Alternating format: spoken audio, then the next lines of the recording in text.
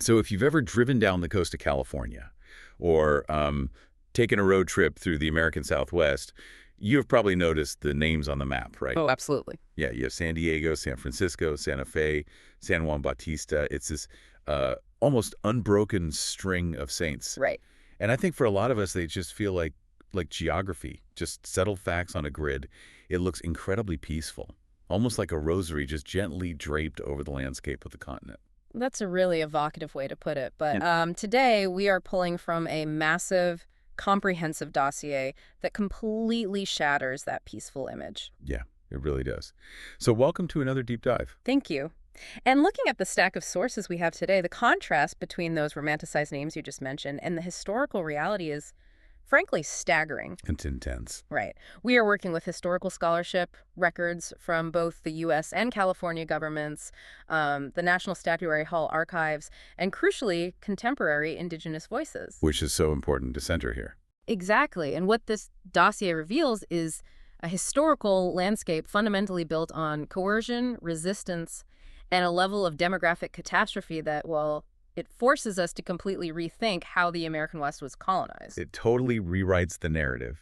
So the mission for our deep dive today is to examine a profound turning point in North American history, specifically the 1680 Pueblo Revolt. Yes. And we're going to use that massive uprising as a lens to understand the vast state-directed Spanish Empire in the Americas. Because, if you're listening to this, you might be familiar with other colonial frontiers. Like the English or the French. Right, where you had these competing churches or denominations trying to win converts. We need to establish right up front that the Spanish mission system was absolutely not that. Far from it. We really have to separate theology from statecraft here. The Spanish mission system was a state-directed engine of empire. Okay. In the structure, the mission was a church, certainly, but it also functioned as a farm, a factory, and for many of the indigenous people living inside it, a heavily guarded prison. A prison. Wow. Yeah. The goal wasn't just to save souls. It was territorial conquest and forced labor. Movement was absolutely restricted, native languages were banned, and the entire apparatus was basically designed to serve the Spanish crown. Okay, let's unpack this architecture of control.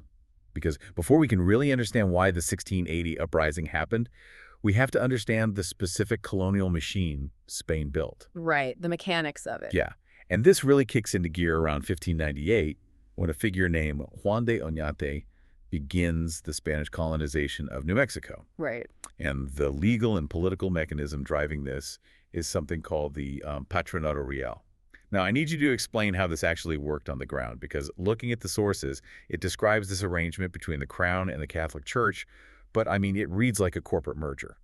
Corporate merger is a surprisingly accurate way to frame it. The Patronato Real, or royal patronage, was essentially a monopoly. It was granted by the Pope to the Spanish crown. So, in exchange for the crown funding the spread of Catholicism in the Americas, the Pope gave the Spanish monarchs almost total control over the church in those territories. Meaning they get to call all the shots. Exactly. Yeah. The crown got to appoint the bishops, collect the tithes, direct the missionaries, and they specifically utilized Catholic orders. So the Franciscans and earlier the Jesuits, like Eusebio Kino in the Sonora region, as low-cost instruments of military and territorial conquest. I want to pause on that exact phrase, low-cost instruments of conquest.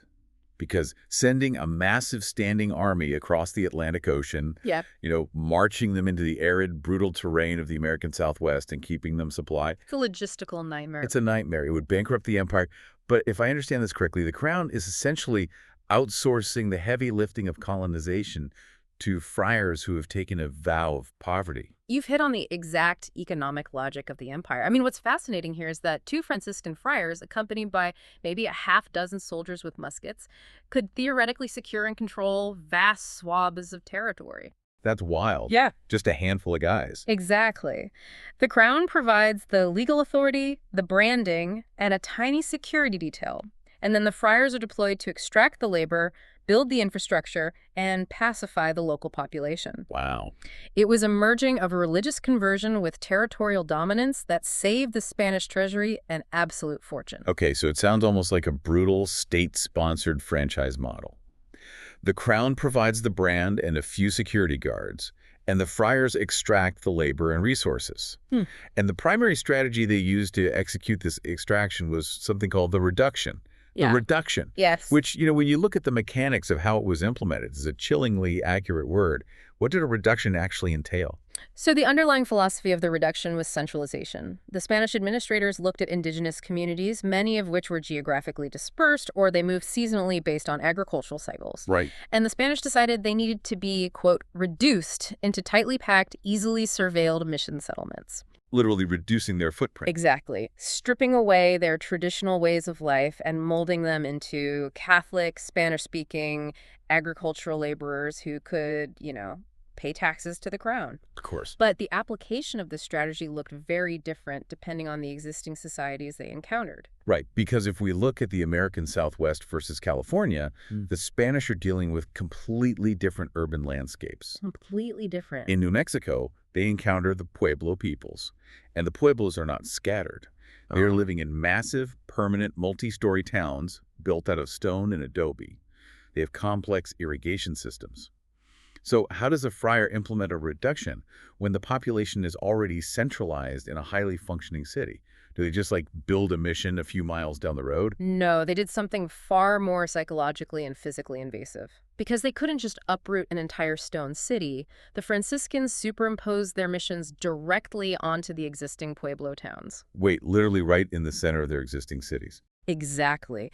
They marched into these ancient ancestral spaces, claimed the center of the town, and forced the local residents to build massive, towering Catholic churches using their own adobe. Oh, wow. They physically inserted the architecture of the Spanish Empire right into the heart of Pueblo life. That is a staggering visual of dominance. Yeah. You wake up in the home your ancestors built, and you are forced to spend your day constructing a monument to a foreign god right in your own town square. Yes, exactly. But then when the Spanish eventually move into California much later, right, 1769, they don't find these massive stone cities. Coastal California native communities were decentralized. Right. Coastal California societies were incredibly sophisticated, but in a totally different way. They operated in smaller, interconnected villages with complex seed gathering, acorn harvesting, and maritime economies. Okay. Because there were no centralized stone towns to take over, the friars in California completely uprooted the population. They pulled people out of their ancestral villages and forced them into newly constructed centralized mission compounds. And the legal status of an indigenous person once they were pulled into a California mission is just horrifying. The dossier explicitly states that the moment an individual was baptized, they underwent a legal transformation. Right. They became a ward of the mission. Exactly. They were strictly forbidden from leaving. If they attempted to walk out and return to their ancestral land, they were considered fugitives. They were hunted down by Spanish soldiers on horseback and publicly whipped. Yes. Which raises a massive logical question. If the conditions were this restrictive, if baptism meant forfeiting your freedom and submitting to forced labor, how on earth did the friars get people to actually walk through the mission doors in the first place? Well, it is a question of coercion, and it operated on a spectrum from environmental devastation to brute force. What do you mean by environmental devastation? Well, initially, the friars relied on the attraction of novel trade goods, metal tools, woven cloth. But the primary driver of missionization in California was ecological collapse engineered by the Spanish. Engineered how? Are we talking about intentional crop destruction? It was the introduction of European livestock. Oh. Yeah. The Spanish brought massive grazing herds of cattle, sheep, and horses. And these animals were largely allowed to roam freely. Within a very short window of time, these invasive herds completely decimated the native grasses, the seed-bearing plants, and the carefully managed landscapes that the California indigenous peoples had relied on for thousands of years. So they just ate everything. Right. The Spanish ecological footprint literally devoured the native food web. So they destroyed the external food supply, basically creating a localized famine. Precisely. As starvation set in outside the mission walls, the agricultural surplus grown inside the mission became the only viable way to survive. The Spanish essentially manufactured an ecological crisis and then presented the mission as the only sanctuary. Wow. And of course, when the pain of starvation wasn't enough to force people inside, the Spanish military simply rode out into the interior, captured native people, and dragged them back to the compounds by force. So you have this colonial machine that starves people out of their ancestral lifestyle, lures or captures them into centralized compounds, strips them of their legal autonomy, and forces them into heavy labor. He's brutal. It is. And when you apply that level of intense, unyielding pressure to an established society, like the Spanish did when they superimposed this system directly onto the Pueblos in New Mexico, you are essentially building a societal pressure cooker. You really are. And the sources show us that by the 1670s, that pressure cooker in New Mexico was about to explode. Yeah, the 1670s brought a convergence of catastrophes to the Southwest. The region was hit by a severe, prolonged drought, which immediately led to widespread famine. Right. And to compound the ecological disaster, the starving Pueblos were facing increasingly devastating raids from neighboring Apache and Navajo groups. Okay, so everything is going wrong at once. Everything. And for the Pueblo peoples, this was an unmistakable theological and political signal. The Spanish god, the deity they had been forced to worship, whose massive churches they had built with their own hands, was failing to protect them. The entire implicit promise of the mission system was fundamentally broken. Which makes perfect logical sense. If the deal is, abandon your gods, build our church, and you will be saved, and then your crops wither and your villages are raided, the contract is void. Exactly. So the Pueblo peoples, entirely rationally, begin reviving their own traditional religious practices. They return to the ceremonies, the dances, and the spiritual leadership that had sustained them for centuries before Juan de Oñate ever arrived. And the Franciscan response to the spiritual revival was swift and exceptionally violent. Right. The friars perceived any return to the Pueblo religion not just as a theological failing, but as a direct threat to the political authority of the Spanish state. In 1675, the Spanish governor, acting on the urging of the friars, arrested 47 Pueblo religious leaders. That's 27 of them. Yes. They accused them of witchcraft and idolatry. They publicly whipped them in the plaza in Santa Fe, and they hanged 3 of them. It is a horrific display of state terror meant to completely break the spirit of the indigenous leadership. Yeah. But it backfires spectacularly, because among the men who were chained, publicly whipped, and then eventually released was a Tiwa medicine man from a pueblo called Oque-Owenja. The Spanish called him Pope. Right, Pope. He survived the torture, and upon his release, he retreated north, deep into the Taos Pueblo. And from that remote location, he began to orchestrate something the Spanish military commanders believed was geographically and politically impossible. Okay. He began to organize a secret, synchronized multi-Pueblo alliance to overthrow the entire Spanish colonial apparatus. I need to stop us right here because this is incredible. I really want us to pause and look at the sheer logistics of what Pope is attempting here. It's massive. If you look at the geography in New Mexico, you have dozens of distinct Pueblo communities. They are spread out over hundreds of miles of incredibly harsh, arid terrain, mountains, deserts, canyons. Furthermore, they are not a monolith. Not at all. They speak different, mutually unintelligible languages, Tewa, Tiwa, Towa, Karasan, Zuni. And they're under constant surveillance by Spanish soldiers and friars. The idea of coordinating a simultaneous military strike across that landscape, overcoming those language barriers without a single Spanish informant finding out, it defies belief. How did he actually communicate the plan? It required a level of strategic genius and absolute operational security that rivals any military operation in history. Seriously. To solve the communication problem, Pope and his inner circle utilized a system that was brilliantly simple, virtually undetectable, and universally understood regardless of language. The knotted cord. The knotted cord. Literally just a piece of string. The sheer elegance of this mechanism is amazing. Walk us through how a piece of string managed to defeat the Spanish intelligence network. So, runners were dispatched from Taos carrying cords made of deer grass or yucca fiber. Tied into each cord was a specific number of knots. Okay. These runners traveled incredible distances on foot, moving quietly from pueblo to pueblo. The instructions attached to the cord were binary and unmistakable. Untie 1 knot each day. Wow. The uprising would be triggered on the exact day that the final knot was undone. It's a physical countdown clock. Yes. And it is perfectly camouflaged. Think about it. If a Spanish soldier stops a Pueblo runner on the road and searches him, what are they looking for? They're looking for stolen weapons or maybe a written letter, something in Spanish that can be intercepted and read. Instead, they find a guy carrying a piece of knotted yucca fiber. Right. It looks like a common household item, maybe something used for weaving or measuring. It completely bypasses the Spanish reliance on written intelligence. It bypassed them entirely. And the execution of this countdown was devastatingly effective. When the final knot was untied on August 10th, 1680, dozens of pueblos across the region struck in total unison. Just a synchronized explosion of resistance across the entire province. They systematically dismantled the Spanish presence. Within a matter of days, the Pueblo fighters killed roughly 400 Spaniards, which included 21 of the 33 Franciscan friars operating in the province. Wow. They converged on the colonial capital of Santa Fe, laid siege to the governor's palace, and crucially, they cut off the city's water supply. Which is brilliant. The surviving colonizers, facing death by thirst and overwhelming numbers, were completely broken. They were forced to abandon the province entirely and flee hundreds of miles south to El Paso. The brilliance of Pope's knotted cord didn't just win a single battle. It completely erased the Spanish footprint from New Mexico. It did. And the aftermath of this victory is what makes this the most successful indigenous uprising in North American history.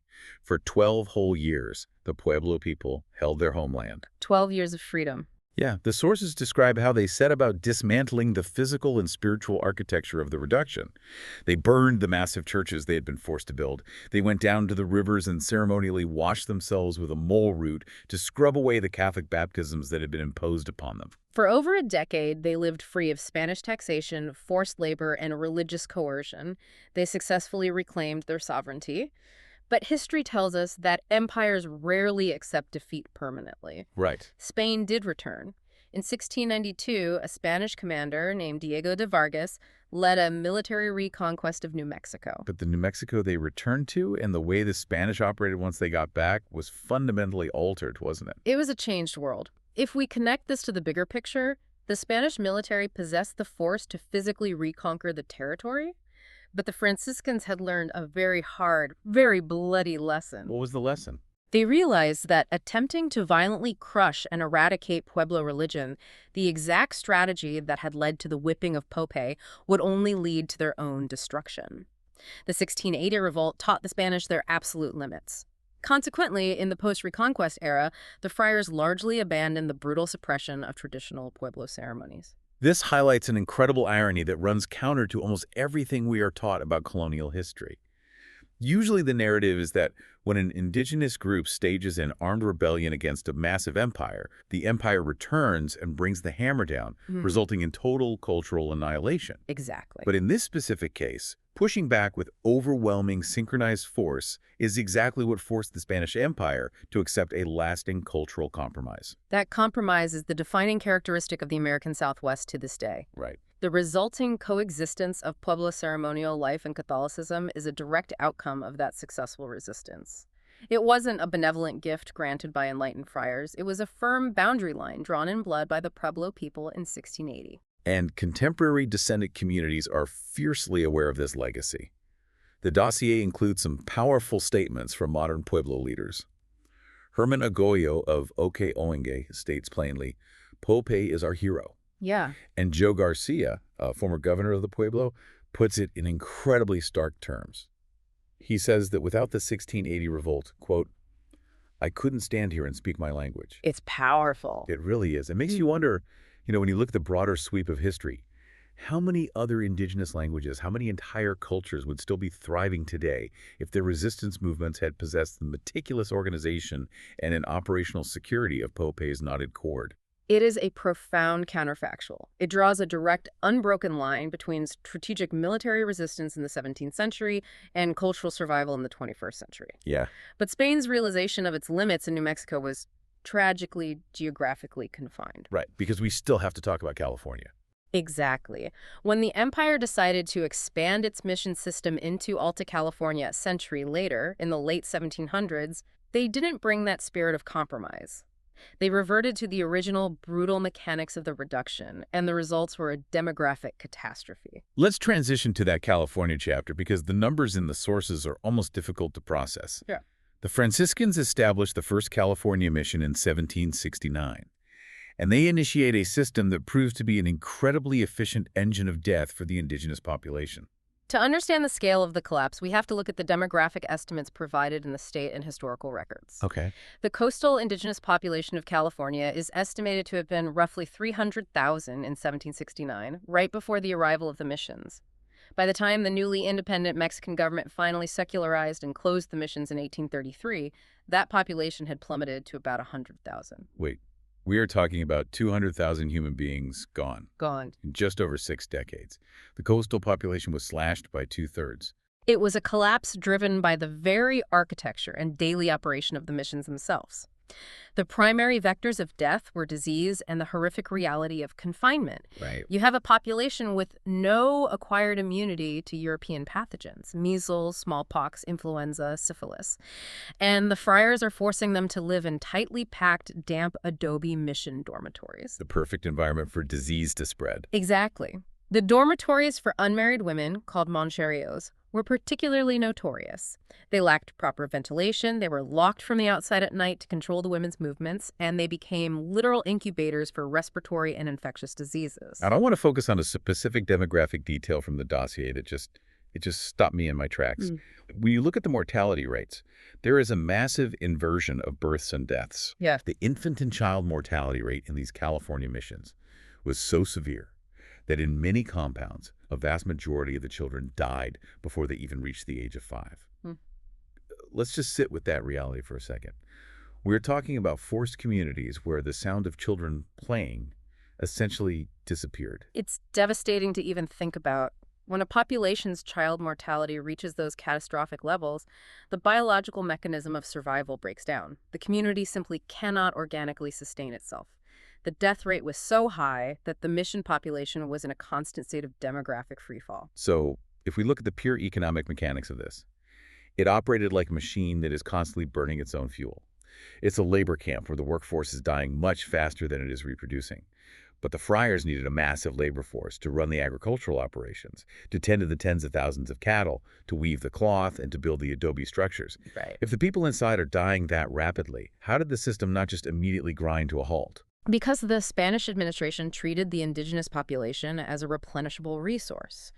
To keep the economic engine running, the military and the friars had to constantly venture further and further into the interior of California, into the San Joaquin Valley and beyond, to capture and import new recruits. Just continuously capturing people. They were feeding new bodies into a system that was fundamentally lethal. And just like we saw with the Pueblos in New Mexico, the California natives does not just passively accept this. Not at all. The sources highlight several instances of fierce resistance. One of the most notable is Toypurina, a Tongva medicine woman. In 1785, the Spanish at Mission San Gabriel banned her people's traditional mourning dance, which is a crucial cultural and spiritual practice. Yes. In response, Toypurina used her influence to help organize a multi-village revolt aimed at overthrowing the mission entirely. Now, her revolt was ultimately betrayed from the inside by an informant, and it failed. She was captured, subjected to a trial, and exiled to a different mission in the north. But her actions prove that the desire for freedom and the willingness to fight for the right to maintain traditional practices was a constant undercurrent throughout the entire mission period. Now, before we move on to how the architects of this system are viewed today, it is incredibly important that we clarify a historical timeline. The dossier is very strict about distinguishing the mission-era collapse from the horrors that occurred later in California history. Yes, analytical precision is crucial here. The mission era, spanning roughly 1769 to 1833, resulted in a devastating demographic collapse driven by confinement, the spread of disease in unventilated dormitories, and coerced labor. Right, that brought the population from 300,000 down to 100,000. Correct. But we must legally and historically separate that period from the subsequent United States and California Gold Rush era, which spans roughly 1846 to 1873. Because during the gold rush, the surviving population of 100,000 was driven down even further, to roughly 30,000. But the mechanism of death changed completely. Entirely. The Gold Rush era was not a tragedy of unintended disease spread in confined spaces. It was characterized by explicit state-funded violence. Right. The early California state government literally reimbursed militias for the bullets used to shoot Native people. It featured legalized slavery under the guise of vagrancy laws and engineered starvation by pushing tribes off of all arable land. The state of California today officially and legally recognizes that later period as a genocide. That distinction is vital. Conflating the two eras does a massive disservice to the specific, distinct horrors of both. The mission system was an engine of coerced labor, cultural erasure, and catastrophic disease. The gold rush was state-funded extermination. Exactly. But going back to the mission era, with this catastrophic loss of life, with children dying in locked dormitories, with soldiers being sent to the interior to capture more humans just to keep the wheat fields plowed, how did the people running these missions justify what they were doing at the time? That question of justification brings us directly to the absolute center of the most polarizing debate in this entire historical record. It centers on the man who built the California system, the Majorcan Franciscan friar, Junípero Serra. Junípero Serra. I mean, anyone who went to elementary school in California knows that name. He personally founded the first 9 California missions. He died in 1784. And in 2015, Pope Francis canonized him as a saint in the Catholic Church. In fact, it was the very first canonization ceremony ever held on U.S. soil. And that act of canonization acted as a lightning rod. It ripped open historical wounds that descendant communities have been carrying for centuries. Because the contemporary debate over Junípero Serra is ultimately a debate over a very difficult philosophical question. How do we weigh an individual's religious intent against the catastrophic harm produced by the system they built? Let's lay out the case against his sainthood first. Because the voices in the dossier are powerful, and they are rooted in the lived reality of the descendant communities. We hear from Valentin Lopez, the chairman of the Amah Mutsun tribal band. His ancestors are intimately tied to Mission San Bautista and Santa Cruz. Right. To Lopez and many Native leaders across the state, Serra is not a holy figure. He is the willing architect of a system defined by forced labor, brutal confinement, and public whipping. And Lopez systematically dismantles the historical defense often used by the church, which relies heavily on the narrative of voluntary conversion. Right, he points out a glaring logistical contradiction. Exactly. He asks, if indigenous people were voluntarily seeking out the missions to hear the gospel, why did the friars require heavily armed Spanish soldiers to accompany them? The military presence wasn't decorative. As Lopez argues, those soldiers were deployed to capture Native people and enforce compliance. Furthermore, Lopez has publicly stated that by elevating the architect of this destruction to sainthood, the Catholic Church has ignored the humanity of their ancestors. But here's where it gets really interesting. The dossier reveals a twist here that I think will surprise a lot of listeners. If you are assuming that the Native descendant community is entirely united in their condemnation of Serra, the reality on the ground is much more complicated. The fiercest debate over this isn't just happening between academic historians or between Native activists and the Vatican. No, it's not. The debate is happening within the Native community itself. It is a deeply internal fracture. The sources introduce us to Andrew Galvan. He is an Ohlone descendant, his ancestors are buried at the missions, and he serves as the curator of Mission Dolores in San Francisco. He is also a devout Indigenous Catholic, and Galvan actively supported Junípero Serra's canonization. Which, on the surface, sounds completely counterintuitive. How does a descendant of the mission system actively advocate for the sainthood of the man who constructed it? What is the historical case for Serra? Well, the defense of Serra rests on contextualizing him within his 18th century reality and highlighting his individual documented actions to mitigate the violence of the colonial state. Defenders point to his intense personal asceticism and dedication. He famously rejected modern comforts and walked thousands of miles up and down the rugged California coast, despite suffering from a chronically ulcerated, infected leg. Wow. But the core of the defense relies on the historical record of his constant, bitter political clashes with the Spanish military governors. Right, the narrative isn't just friars and soldiers working in perfect harmony to oppress. Serra was frequently at war with his own military escorts. Exactly. Serra repeatedly fought the military authorities because he was appalled by the severe abuse, exploitation, and rampant sexual violence committed by the Spanish soldiers against Native women. He actually traveled all the way to Mexico City to present a comprehensive document, a representation drafted in 1773, which outlines specific legal protections for the indigenous people against the military. Galvan and other Indigenous Catholics argue that Serra was a man operating within an inherently flawed, brutal imperial system, but that his personal intent was fiercely protective, and his ultimate goal was the salvation of souls. It sets up an incredibly profound tension. We are looking at this neutrally, presenting both Lopez's condemnation and Galvan's defense, because both are firmly rooted in the historical record. But it asks us, as modern observers, to perform an incredibly difficult moral calculus. It really raises an important question. How do we judge historical actors?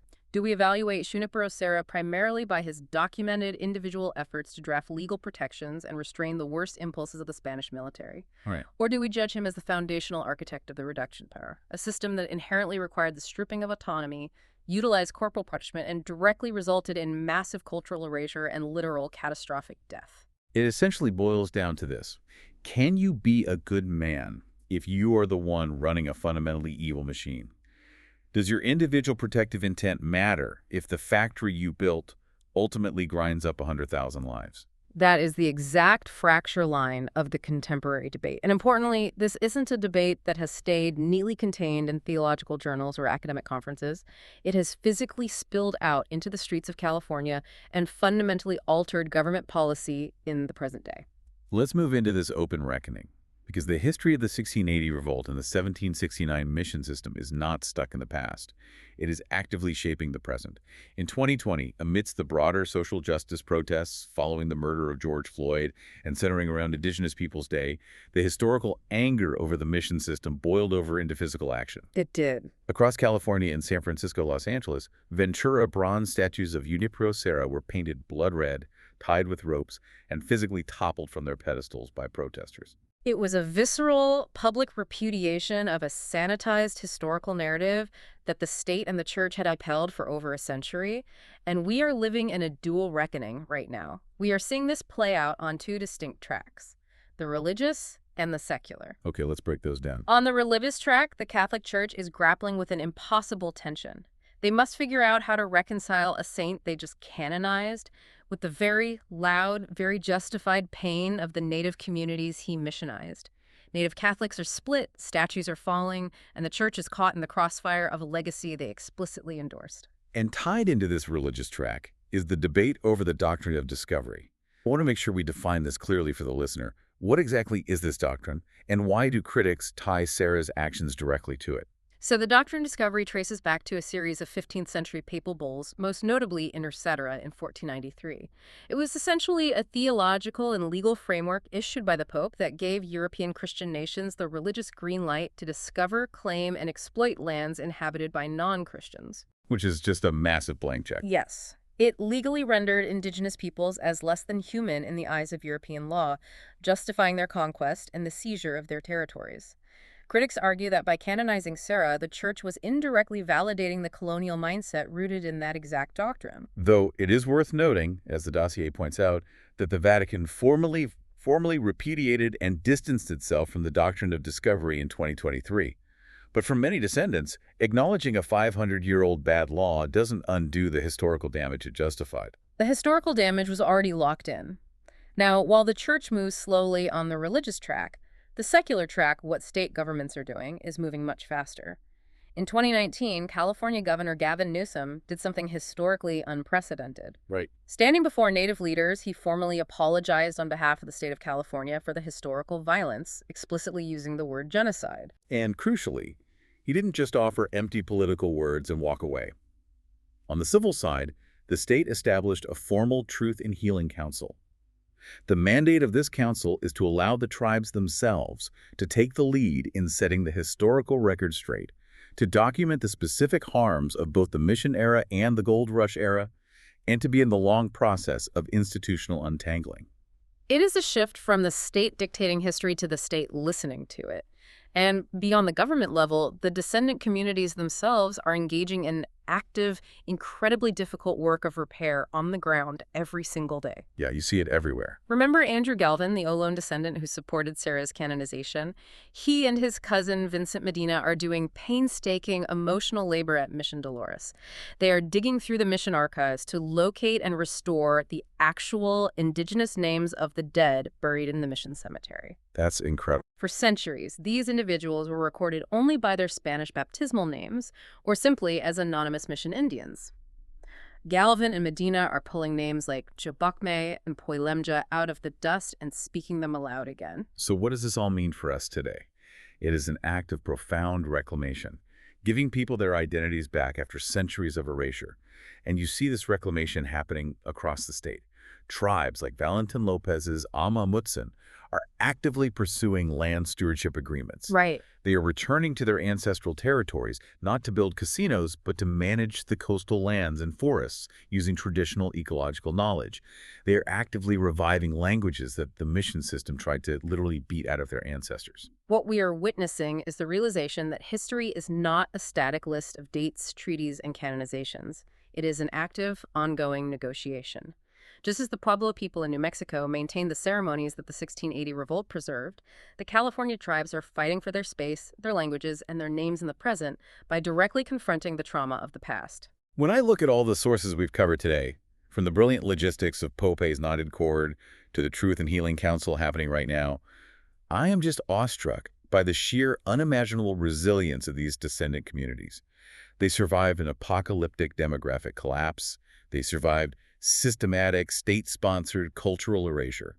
And yet, here they are today, restoring their ancestors' names, reviving their languages, and forcing powerful institutions to reckon with their own founding myths. Which brings me to a final thought I want to leave you, the listener, with to mull over. Striking contrast. Consider the physical monuments we build to tell our history. In California, bronze statues of Junípero Serra, the man who built the mission system, who was recently declared a saint by the Pope, are being pulled down from their pedestals and covered in red paint by the descendants of the very people he baptized. Meanwhile, look at Washington, D.C. Yeah. In 2005, the state of New Mexico placed a statue in the National Statuary Hall inside the U.S. Capitol building.